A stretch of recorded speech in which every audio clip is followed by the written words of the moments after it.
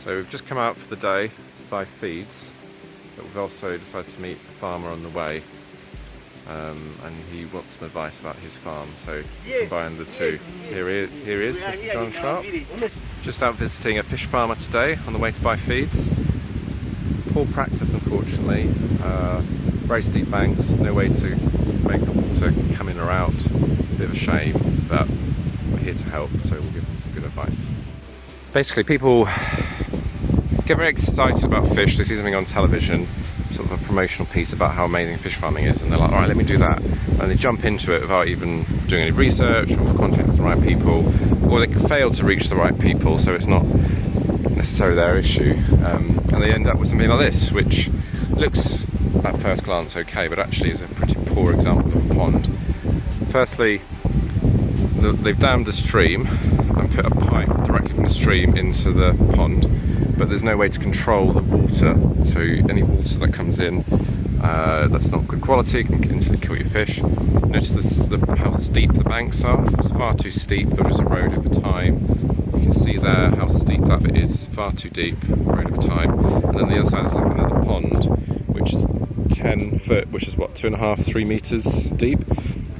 Far too deep, because if you're trying to harvest the fish, you couldn't do it. No one could stand in that water to drag a net through it. And the first problem is there's no outlet, so there's no way to reduce the water in here. So how can you harvest your fish if it's 3 meters deep, that end? You can't, not very easily anyway.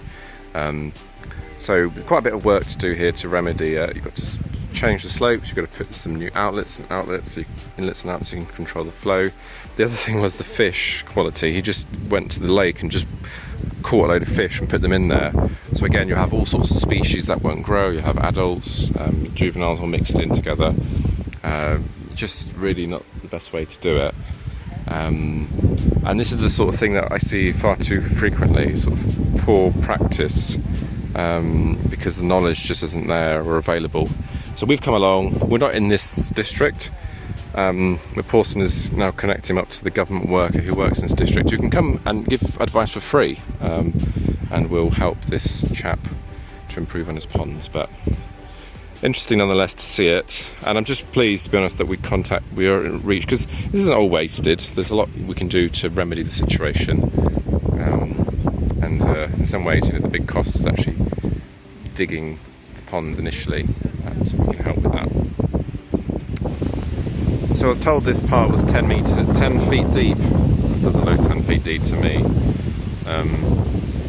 But look, they've caught some fish. There's a bit of work to be done on this site before it's ready to go, I think. So, just filling the car up with feed. Fortunately, we were promised powder, but they didn't have any, so we had to settle for bigger feed, which we're going to crush. Some of the problems of trying to do work out here.